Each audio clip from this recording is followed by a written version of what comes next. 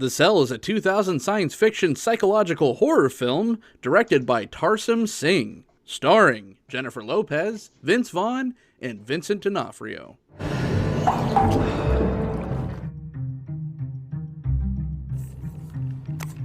I ask you something?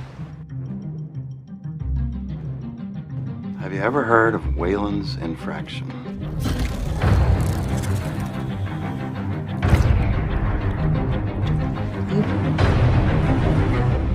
The first few minutes will be very disorienting.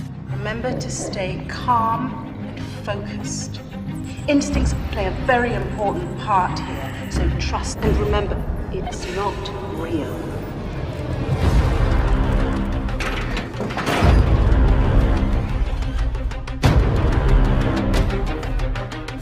Come on, stop playing around.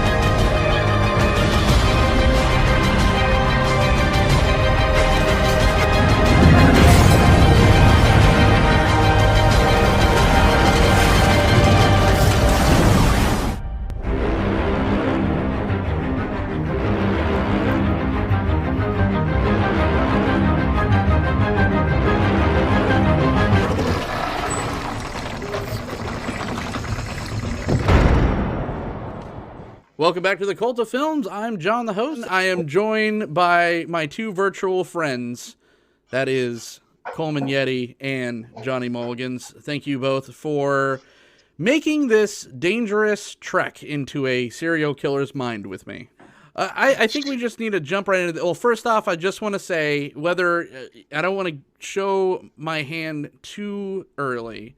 But I do want to say that we could either blame Johnny or thank Johnny. We'll see what we do, because this is a Johnny Mulligan's pick. So, The Cell from 2000. This is the directorial debut from Tarsem Singh. Sometimes he just goes by Tarsem because he's like a Cher or like a Madonna. But, gentlemen, and I'll give this to Johnny. You get the ball first because this was your pick. What did you think of The Incel? The Incel?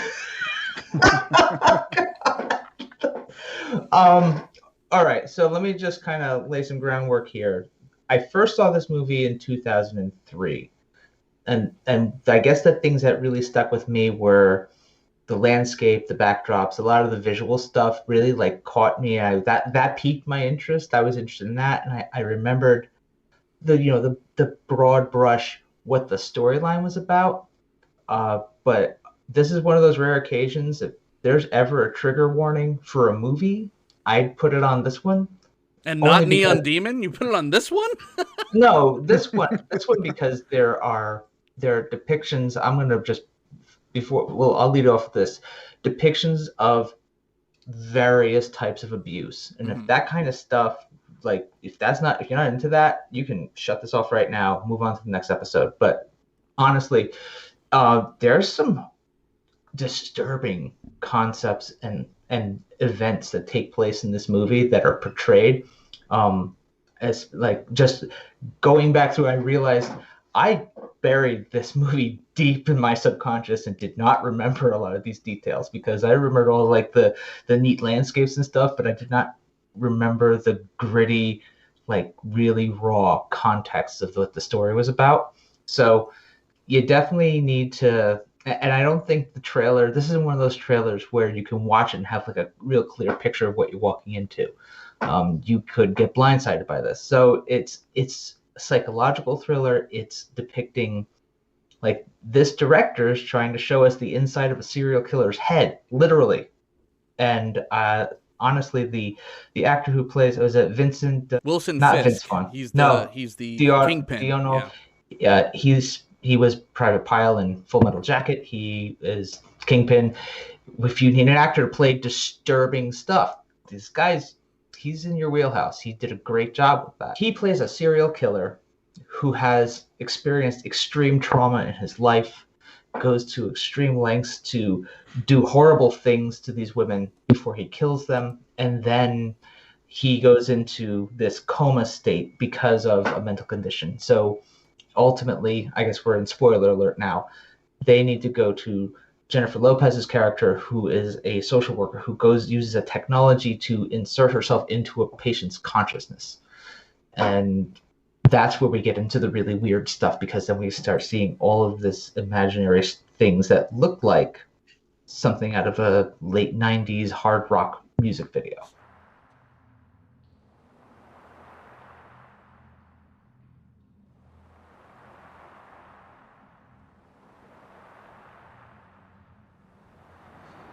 Because you said you saw this too back when it was first released, right? I don't know if it was when it was first released. I think I found it a few years later. I loved it then. I love it now. I really like the deep dive into the subconscious, just what's inside these people's heads, and the idea of trying to go and either fix them, or in this case, try to save someone else via going into the consciousness. I love this movie in that, like, so we did Neon Demon, and you're talking about the visual storytelling, but it's just visual. This, to me, is like the perfect mix of the visual storytelling combined with the actual story. So it's not just like I'm trying to show you stuff through looking at pretty things. You know, it's I'm trying to show you the disturbing things inside this guy's head through the visual storytelling, but also like following the actual story and plot line throughout it. I love everything about this movie, honestly, and going and watching it. I watched it twice this time, and there was questions I was asking in the beginning, like, okay, well, why this? Why this? Why did, why did this happen? Why does he drown them first? Like, it seems like kind of a bitch move for a serial killer to drown him and watch from afar. But all the questions I asked, they answered throughout the movie, and they answered inside his mind. And so I think it was just done really well. I would say my only, not complaint, but sometimes Vince Vaughn being Vince Vaughn takes me out of it, because it's hard not to just see his smart alecky self, even in playing this super serious role. Yeah. Sure. I'll get into my first thoughts right after a word from our sponsor. That's alcohol. I have a themed, I guess, beer tonight, just like Vincent D'Onofrio or Stogger had. What a great serial killer name, by the way. Had a mysterious familiar, like a albino dog with him. I have a mysterious familiar beer from Silver City. This is a 9%er. It's a coconut vanilla dessert stout.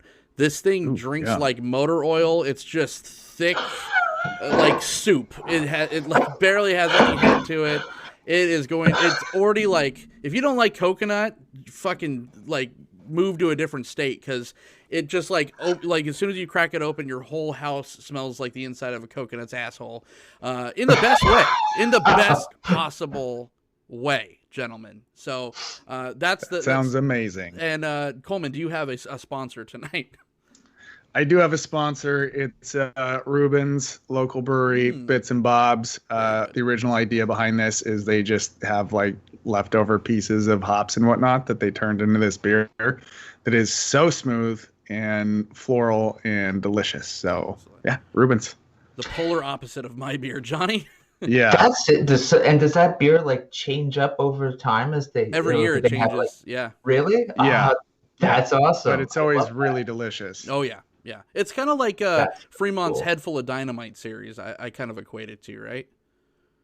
Yeah. And maybe next time they make a Bitsier and Bobsier. Yeah. That's a little higher octane. That's also just delicious. Breakfast of Champions, Johnny Mulligans. Yeah. Tonight's episode is brought to you in part by the Brugal 1888 rum. I'm wanting to branch out and try some higher end sipping stuff, and this is, rum goes for a lot less than scotch, so I really would like to find my way in there. Hopefully not going to migraine, but we're going to see, these episodes tonight seem appropriate. Well, here's to you. Yeah, migraine seems very appropriate. Here's to you all. Let's get white girl wasted. L'chaim. Yeah. Woo! Hi-yo.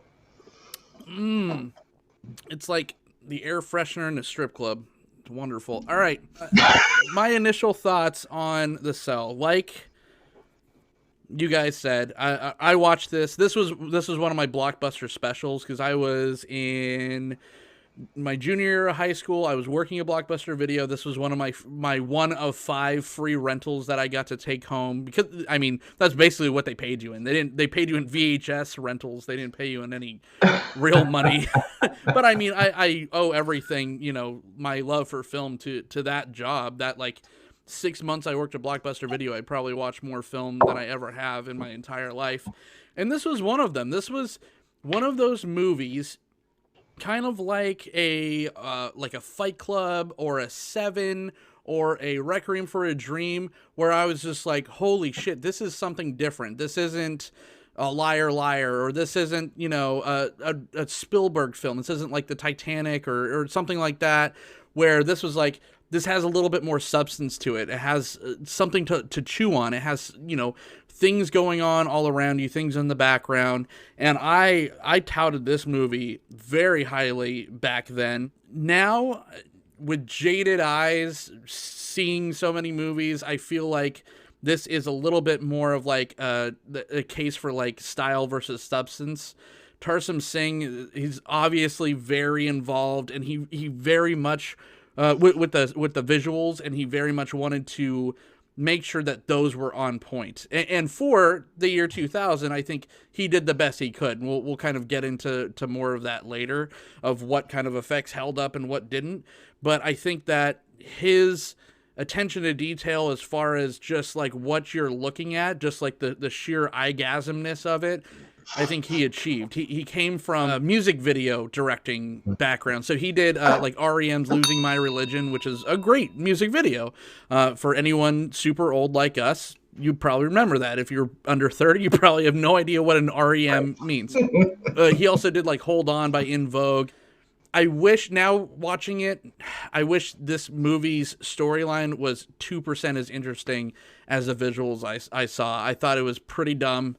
I thought all the performances, everyone seemed so miscast except for Vincent D'Onofrio. I felt like it was just cookie cutter, but to be honest, I think it was kind of on purpose. Like, you think of movies like horror movies, but big box horror movies like End of Days. You put Arnold Schwarzenegger in there to get butts in the seats, and then you kind of like have something to say. Or the one with Keanu Reeves and Al Pacino, that one's name's eluding me, but like all those is just like you put these giant movie stars, and J-Lo was definitely a giant movie star. I think Vincent D'Onofrio, you could probably say the same, I meant Vince Vaughn rather. There's 2 Vinces in this, so very confusing.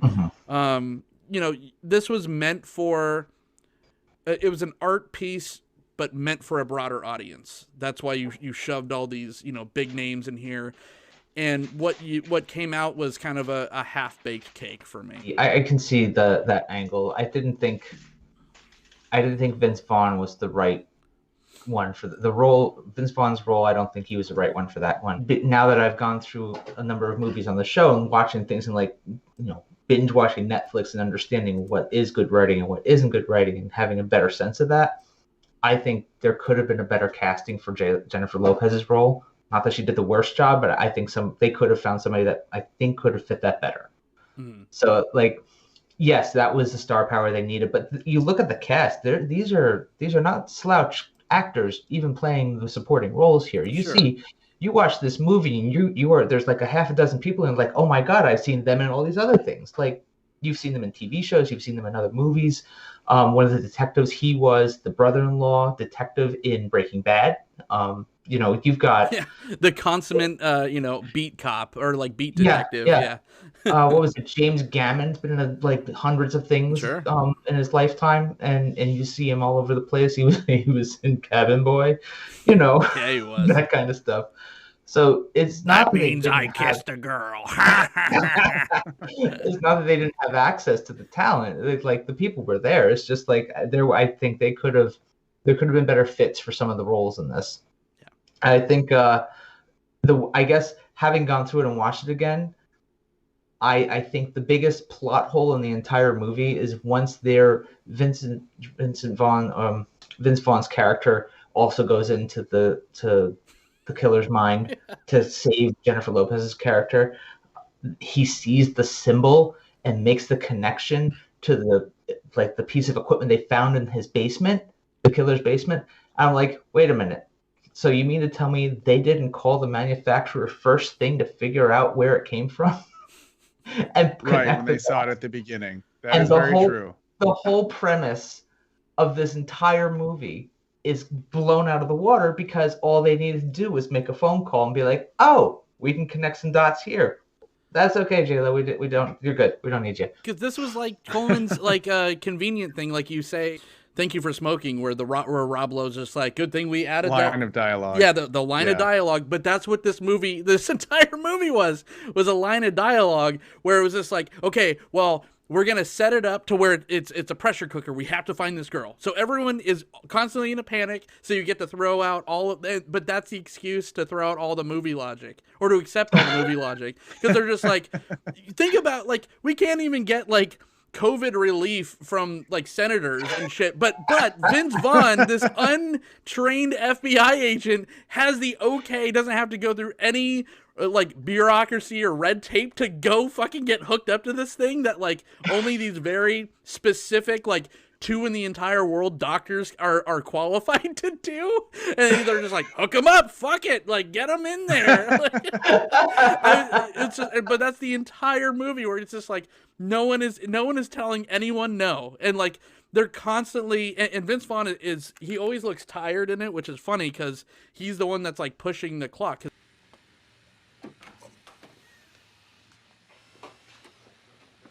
Christ, Peter. You're gonna get some sleep. Clean yourself up.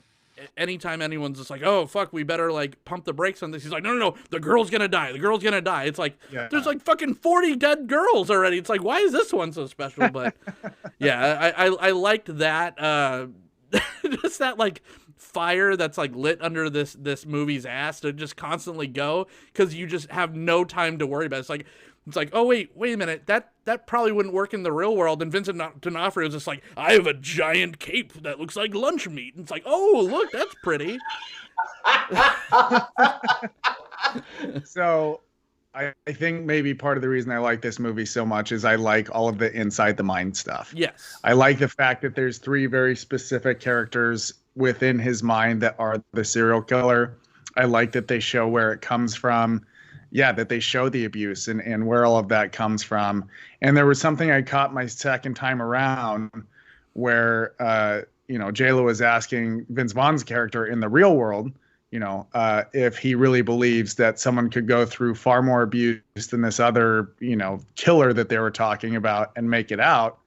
And he basically looks at her and he's like, I'm 100% sure. Which was like a nod to saying, like, I've been through some fucking shit in my life and you don't have to go be a shitbag after this. So I think I mostly like the inside the mind stuff where they explain all of that. Yes. Explain where he came from, why he is the way he is, how he visualized his victims in his head.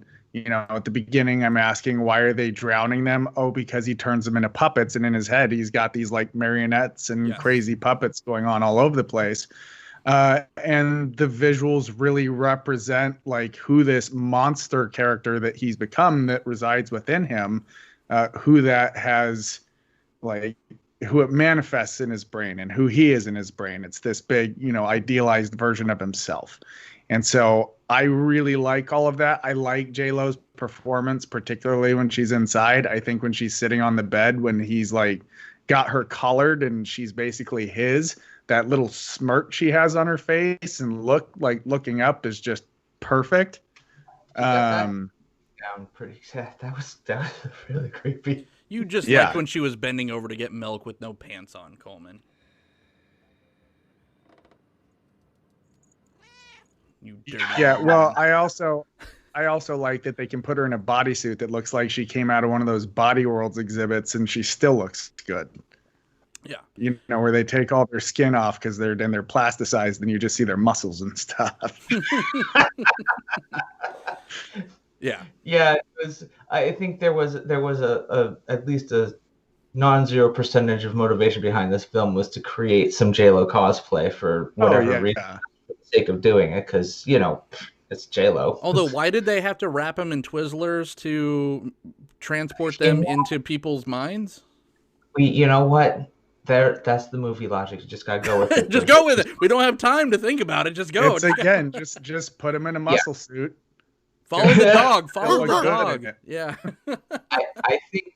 I think is important to talk about some of the visuals here, because I think the director did a really good job pulling in this like gritty kind of landscape. And when I see a lot of the visuals in this movie, it takes me back to 1990s music video industry. When you go through a catalog of Nine Inch Nails videos, if you look at Marilyn Manson videos, you go into any of the heavy metal videos, you're going to see depictions very similar to what you're seeing here. And he really nailed it down. Like, I watched this, and when I after seeing this a second time, I went and looked at the director. I was like, did he have anything to do with Trent Reznor? Did he do any of this stuff? And it's like, nope. At least I saw that he had done work in the music video industry. So I feel like there must have been some kind of time. He must have been paying very close attention to what other directors were doing in those genres or in those fields. And I feel like there's got to be something to that. We're talking about in 2000. This is right in the middle of a lot of this kind of visual film work that was being done with music. So I think this was his opportunity to try it out in the film setting. And it really, like, it creates that kind of feeling of despair. That's what's going on here. Like, the visuals pull you in for a lot of this. There's a lot of dire kind of, this seems like a hopeless world kind of feeling just from the videos. And then you see this kid running around in this guy's mind, and like, it's almost like there's your sympathy for someone who is a monster in the representation of this child. And you really kind of feel for this person when you see how this person how he was abused as a child. And that was kind of traumatic. Like, the whole idea behind this movie and the trauma and the abuse, this is not a lightweight kind of movie. Like, you got to go into it with some prep. You have to know what you're walking into. So like, this podcast hopefully will be like this primer, like, okay, I've heard what it's about, let's give it a shot. Or nope, flush, done. Yeah, this is one of those movies that kind of needs a little bit of a kind of warning label. See, I disagree. I feel like the story is kind of lightweight. It just feels like a less interesting Seven to me, as far as just the pure plot goes. As far as the rest of it goes, I think it's interesting. Like, even the fact that there is this person, like, everything about Stogger is interesting. So the subject matter of the film, and once you realize it's his film and it's about him, and you're not really supposed to care about JLo or Vincent Vaughn, because you don't even get like any of you get a little bit of her backstory, more so her than him, but it's all about the deconstruction and the creation of who this monster has become. But that's what feels so tonally disjointed. It has those moments of just feeling like a regular blockbuster when JLo, and especially when JLo is talking to Vince Vaughn, it feels like a whatever movie from the year 2000. But everything else, it gets really dark and really horrifying, and it takes this like Johnny said, back in the 2000s, this was part of that surrealist movement, and this is when like David Lynch was really doing stuff. Moments of real like art and surrealism, of like things not jumping out. There's no like jump scares in this per se. There's a little bit in the beginning with that other kid with the seal face, which is kind of like those effects are very outdated now. Be afraid. No one will hurt you. Edward, is that you? But like, yeah, everything with Vincent D'Onofrio or Stogger, like in the mind, it feels so controlled, and the horror and the tension feels controlled, and that's what works for me.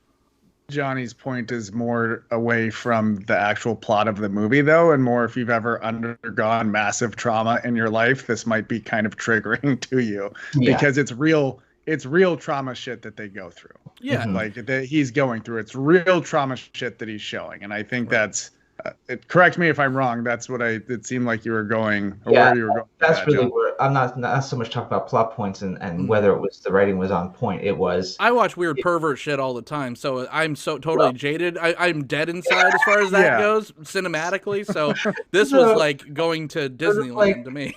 So like we talked about Neon Demon a couple episodes ago. I feel like they kind of tiptoed up to the line of indecent and didn't go there. They suggested it and they gave you just enough to know what was happening. They ate an eyeball, Johnny. They right, but that's not real. There's a difference. Yeah. This is real trauma that people undergo. Right. That people's dads beating the shit out of them with a belt and calling him a faggot. That's different than like this chick ate an eyeball so she could be more beautiful. So it's like, what's that? The expression is a joke is funny as long as it's 51% funny. And I hear what you're saying, and I like the way that they allow it to go there. They don't shy away from any of the grotesqueness about why this person is how he is. And even to the point where they almost make him sympathetic. You know, for someone that just the plot in general feels elementary, this at least, like, his arc is done with respect.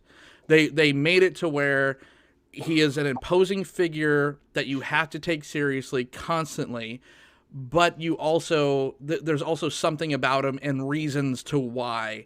And, you know, other horror movies probably wouldn't have done that. For a standard horror movie, you're just like, you just want some central thing for yourself, your audience, and the rest of the characters of the movie to fight against. And, you know, you want like this like inhumane, inevitable just killing machine where they allow Stogger to become very sympathetic, a sympathetic character in the end. And that's all. And we already said spoiler alert, but all like the culmination of his character is both like horribly tragic, like her basically drowning the child version of him to kill everything else, but also beautiful. I just wish she wasn't fucking dressed like the Virgin Mary in like a Party City costume so I could take that part seriously. But I digress. But that's the whole visualization thing. I mean, that's the whole point, is she has to become someone that he can trust. So who better than the Virgin Mary? I don't know. It's so... Don't pander to me. Like, you already did some of the stuff right, like especially like with him as a kid and like showing all that stuff with the dad, and like that's all terrifying. Don't give me J-Lo dressed as the Virgin Mary. Then she after fucking you just drowned him, her okay? fanny. She drowned him. Yeah. Dressed as a nun, and then she drowned him and killed him to death. He was dead. After she stabs his evil side with a sword to the heart. Yeah. Yeah, that all worked. Yeah. That was great. Don't look like fucking Virgin Mary. You look stupid. Oh my god, you're so nitpicky. One thing that I really enjoyed, just one of those small details, the doctor that diagnosed him with schizophrenia is the schizophrenic like perp whatever main character from Identity. Oh shit, that's awesome. So that just kind of cracked me up. I'm like, oh, he just diagnosed him and he was schizophrenic in another movie. Yeah. Seems appropriate. Yeah, it's still entertaining enough. I'm a sucker for anything serial killer, so I at least liked that he attempted to like literally jump into the mind of a serial killer. You know, I watch all those like, you know, Bundy documentaries and all these like Mind of a Killer and all this stuff, but this is like him actually making a fleshed out character that you want to find out. You feel like you're on someone else's home field advantage, and that's a cool way. Like that's the most unsettling part. Like, I guess jumping ahead, but my favorite scene is her initially walking around that little funhouse area with all the dolls. And it's just like how he views these women. And I think that was such a creepy and effective, you know, way to show you how he, like his like vision of the world or vision of these girls. Very creepy, very well done. Kind of reminded me of 13 Ghosts just a little bit, which is a guilty pleasure for me. But that's the thing where it had these like really fucked up, terrifying moments, but then it had just like some kind of moments too. Well, that scene I particularly enjoyed because, as I said before, like I was wondering at the beginning what serial killer drowns their victims. Mm-hmm. Like serial killing is typically a very, I don't know, it seems like hands-on, intimate thing. Yeah. Yeah, very intimate, something where you're up close and you want blood on your hands and whatever you do. This showed like he drowned them because the whole point of killing him was to get him to this space where they're dolls, and he can make him what he wants him to be. So I enjoyed that, and it explained to me like, oh, this is why he drowns them, because it's not about the killing, it's about the turning them into these objects. Well, I think they suggest, they don't say it outright, but I think the drowning is more of a connection to the trauma that was the trigger event for his character's mental condition. Oh, with the baptism when he was a kid, The right? baptism, yeah, with the Wayland. Right. The drowning trauma is where that's where he has that split. He's not like holding them under, drowning them. He built this elaborate rig where he can watch them and listen to them scream as he masturbates over another dead body. And these are some of the movie plot holes because they found the one dog hair, but after he bleached her, he like drew it all over, and I'm sure like came on her too. So yeah, not maybe. Yeah. No. So, They made like a reference to it. It's like, yep, if you had a doubt, nope, they cleared it up for you. That definitely that happened. All right. I think it's I feel like it is kind of intimate though, even though that he's not physically doing the killing, because I think there's a point of him, that little kid inside where it's just like, I can't physically drown these women because this is kind of what happened to me. But then the dark side of him kind of takes over, and so it almost like he rationalizes it that it's better or more humane to like let it happen, but he also needs to watch it because he's a sick pervert. But I think it's pretty fucked up the way he does it, because he has it like set on a timer, so it almost like lulls these victims into this sense of, oh, maybe it's gonna be okay or maybe it's not.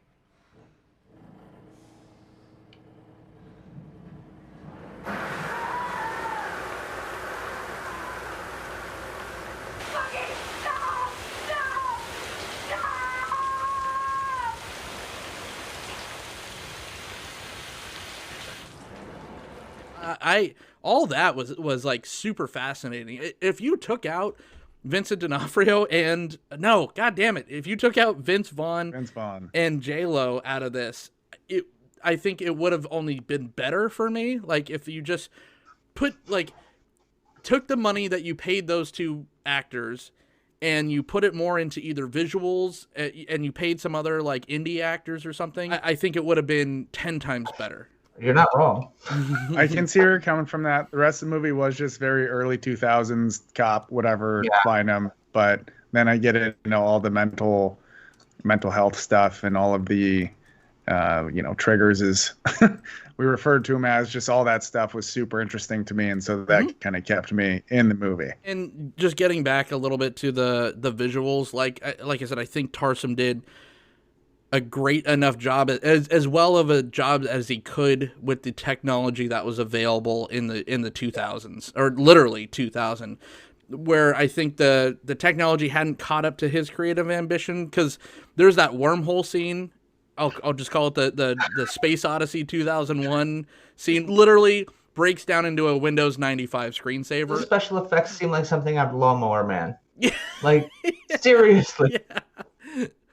I'm like, you were doing so great, and then you like, what happened here? Yeah, exactly. That's the thing. It's so stark. It's been in post. They were like, the deadline's up. We need something. Use this. Fine. The contrast is so crazy because the practical effects look fantastic. The makeup, the creepy camera work, all of that is wonderful. And then they add that lunch meat cape and the fucking, Windows 95 screensaver, and I'm like, oh, why are you doing this? That wasn't I the like the vision cape. that the character had going down through the weird ratty doll nest of rug fibers and all that. That worked. That was good. All of it, yeah. Send them down that trail. Oh God. No, lawnmower man. Okay. Careful, John. Whatever. He's gonna call you a film snob too. Whatever. We're getting there. You're getting there, Johnny. Soon. So yeah, You've made him watch too many movies now, and now he's got opinions and shit. Yeah. Now I can't be the Rube. I've got to be like the whatever the next level up from Rube is. a noob, yeah, I don't know. I will give J-Lo. I just have to talk about someone that's not named Vincent for a second. A little bit of credit for doing a movie like this, because at this point she was just doing like rom-coms and just things that were, and she was cashing in on that because women were showing up to see her movies, but men were showing up to see her movies for the assets. Right. But this movie was just like, okay, we're gonna have J-Lo. We're gonna give the audience, like the male audiences, some red meat. And you have the they're trying to have their cake and eat it too, giggity.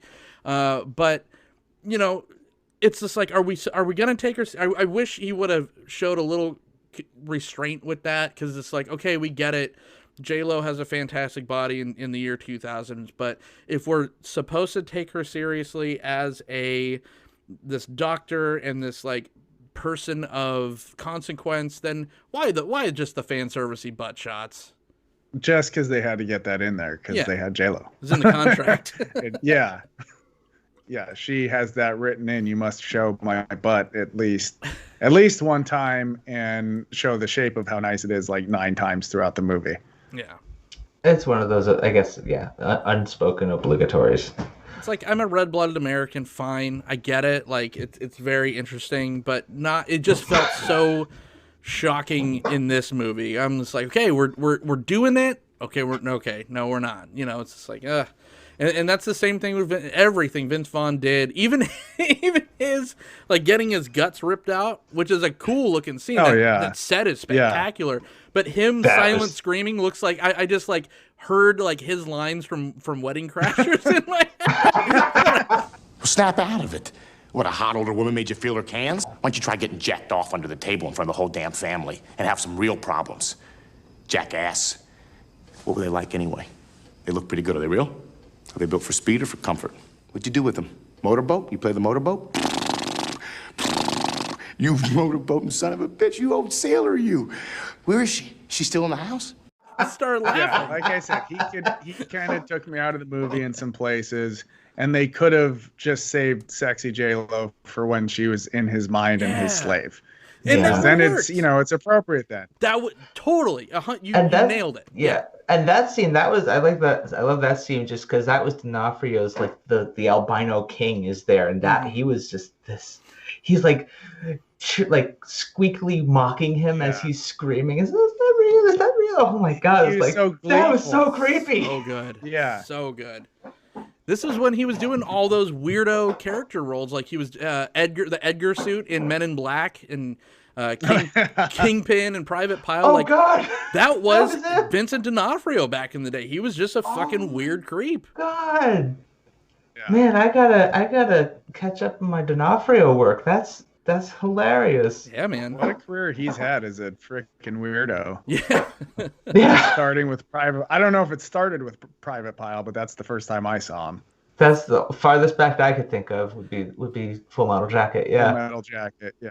That was his most prominent for sure. I think he was more of that like weird character actor even in like smaller low budget films back then. But yeah, that was like he exploded on the scene with Private Pile. That was like his signature role. And then he kept doing those. Like I said, the Edgar suit. This is a little less well known because it's a little less well known movie. But I think this. I mean, he just fucking stole every single scene that he was in, every frame that he was in, and then he reinvented himself with Kingpin. Like he made. Even like Kingpin's he's almost like a boring character. He's just like a stuffy businessman that's just big, but he brought that like this almost that like Stogger childlike quality to Kingpin, which is great. Like I think he made that character better than they were assuming that it should have been. I just want to go back to Coleman's point where I definitely think that they had, like Tarsem saying, go back to the year 2000 because you had that opportunity. If you were going to objectify J-Lo, you should have done it in her mind. Like that just wrote itself. And no, we had to get the butt shot while we're getting milk. Well, maybe in the contract there's a certain number of minutes in between how often you need to see her butt. They had to space it out. Yeah. Yeah, like every 23.9 minutes, then you need a butt shot. Yeah, just like how much time we spent talking about it on this cast. I really liked the score for this one. This was done by Howard Shore, which did like Lord of the Rings, all that entire series. He's a very, he's a huge composer, and I like that this is like an infusion of like Eastern and tribal. Like it gets really, really like the tribal drums kind of pick up when Stogger's like more like kind of awoken, because it's like kind of like when she's roaming around his brain, it's like this like kind of Eastern, like Asian, like Pan-Asian instruments that you're hearing where it's just like kind of creepy and stuff. And then as soon as he like is keen to what's going on, then you get those like crazy tribal notes. And I liked that. It's almost like chopsticks on a 2x4. Like that high pitched like yeah. Like tiptoeing along like he's on his way. It's creepy. Yeah. That sound, that particular score where you hear this, he's kind of like got this special kind of music cued in for Stogger's character. That stuck with me. Like that, when I think this movie, that's what comes to mind. It's that little tapping, weird, creepy music sound. That was cool. He almost had a theme, but it wasn't a theme. He just had that genre when he was on screen, which was cool. Coleman, you could give a shit about scores. I didn't notice. Every once in a while, one will really grab me, but I didn't notice this one as much. As with every movie, I'm always wrapped up in the story and what's going on, or just utter gore. Yeah. So, which on that note, again, just inside the mind, there was some shit that and granted these were like 2000 CG effects, but like when the horse gets chopped up and separated, and like you see the parts moving, look great. I fucking love that scene.